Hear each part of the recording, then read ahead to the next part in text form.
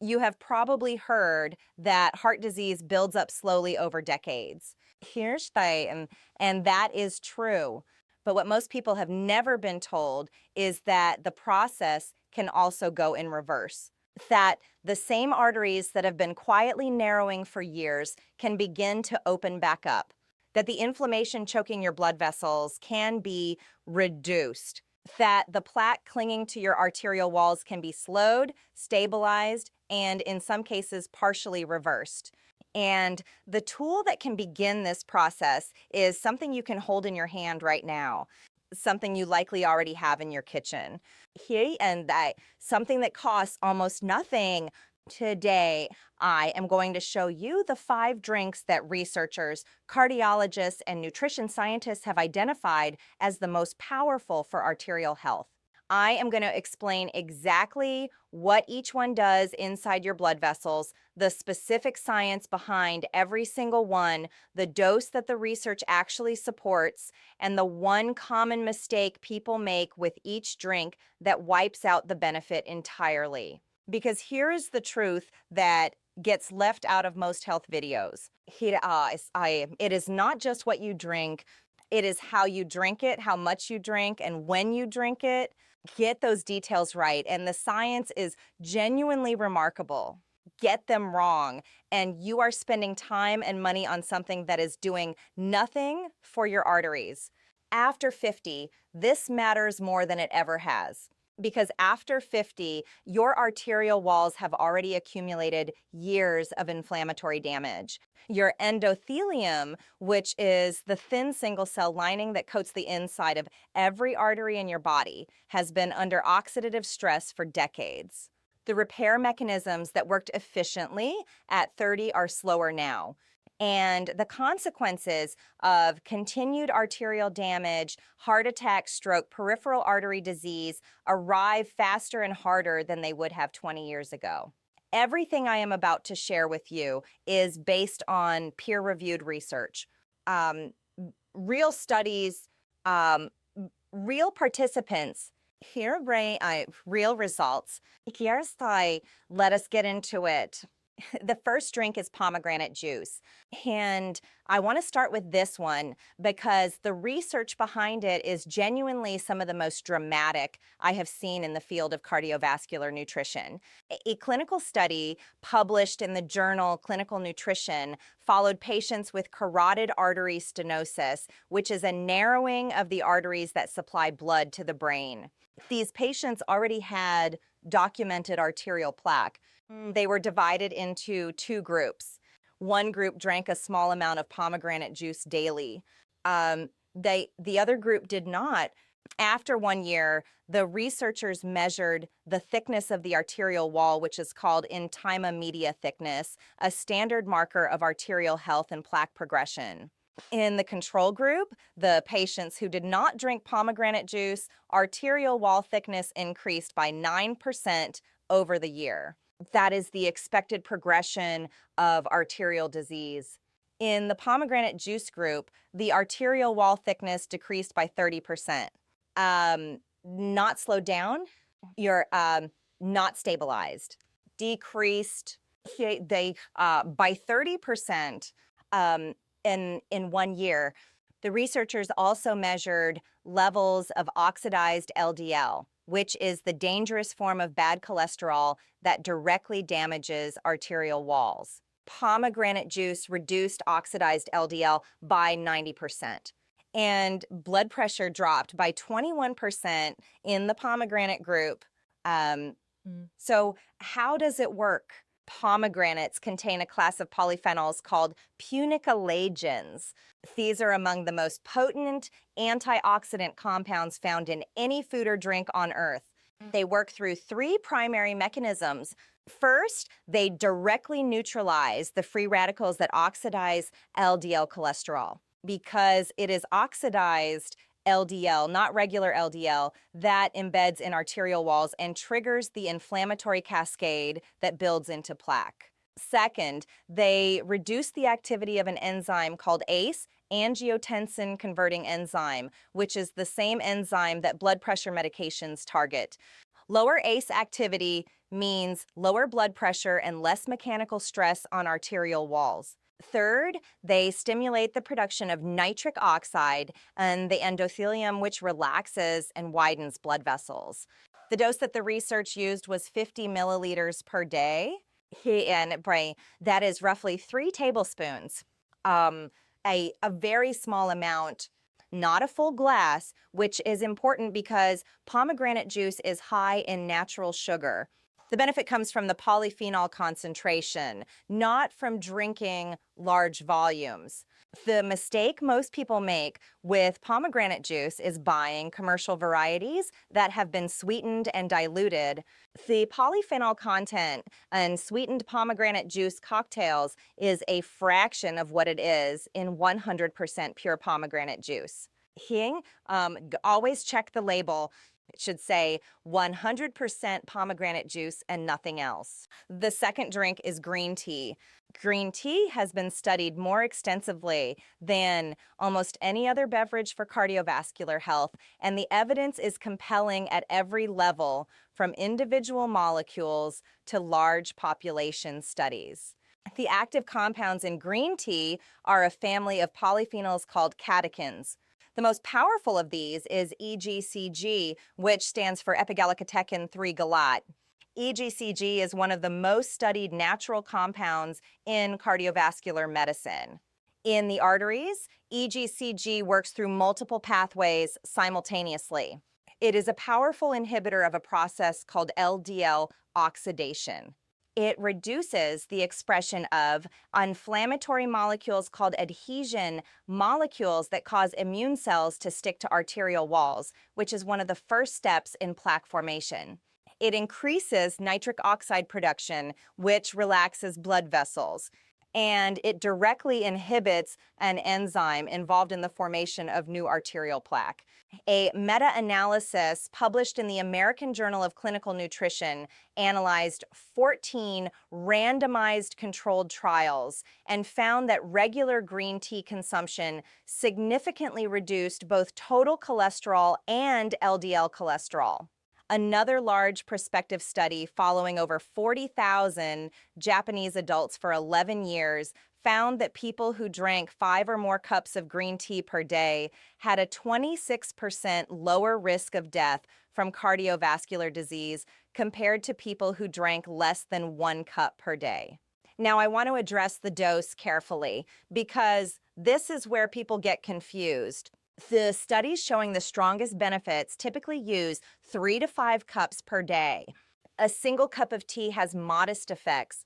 The cumulative polyphenol load from multiple cups throughout the day is what creates meaningful arterial benefits.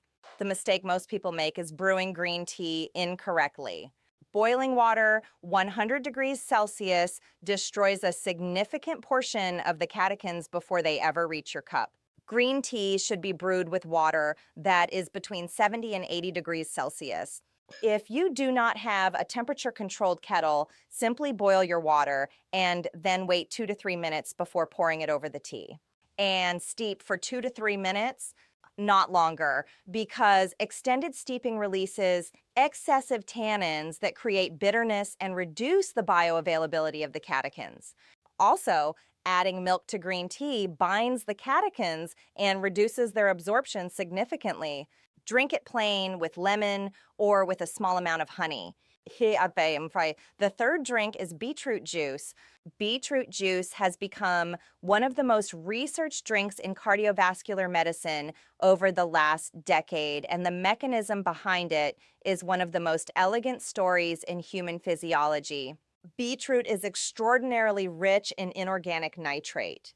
When you drink beetroot juice, the nitrate is absorbed into your bloodstream and then secreted by your salivary glands. In your mouth, bacteria on the tongue convert that nitrate into nitrite. You swallow the nitrite. In your stomach and bloodstream, nitrite is converted into nitric oxide. Nitric oxide is the most important signaling molecule for arterial health in the human body. It is produced by the cells lining your arteries, the endothelium, and its primary job is to tell the smooth muscle in arterial walls to relax.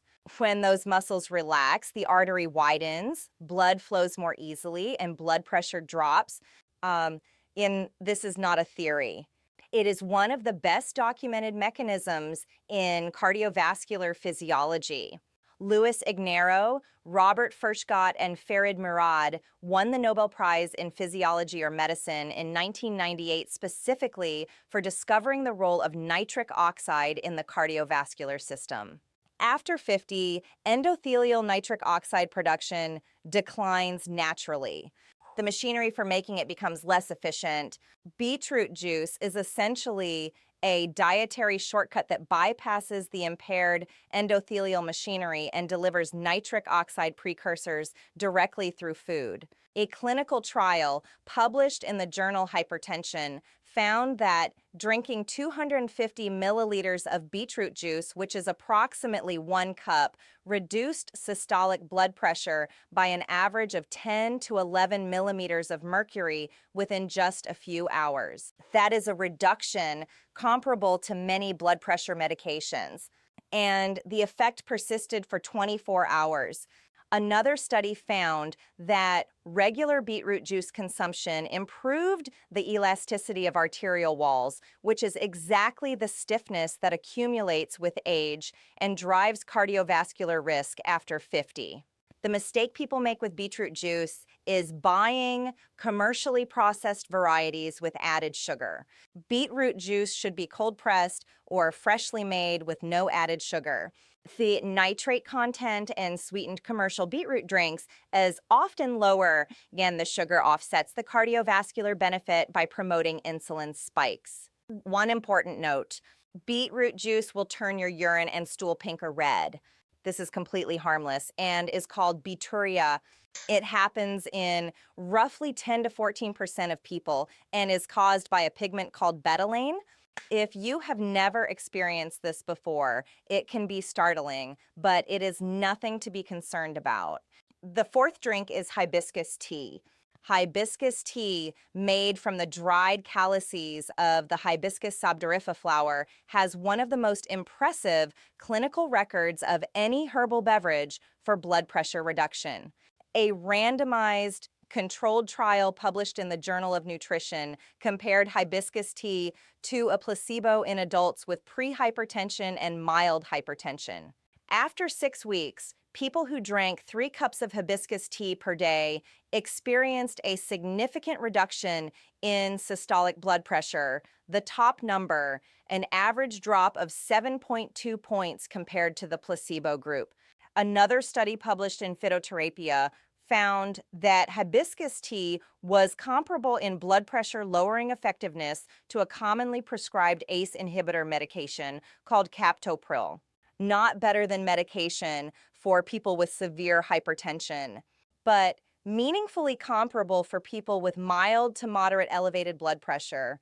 The active compounds in hibiscus responsible for these effects are anthocyanins, which are the same class of polyphenols that give blueberries, red cabbage, and red wine their deep colors. Anthocyanins inhibit ACE activity, reduce arterial inflammation, and improve endothelial function. Hibiscus tea is also one of the highest dietary sources of antioxidants measured by ORAC score, which stands for oxygen radical absorbance capacity. It provides powerful protection against the oxidative stress that damages arterial walls and oxidizes LDL cholesterol.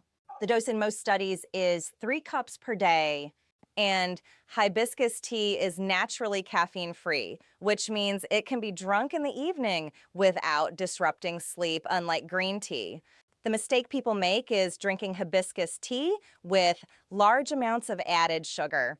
A hibiscus and sugar drink, which is essentially what many commercial versions and homemade preparations become, counteracts the cardiovascular benefits.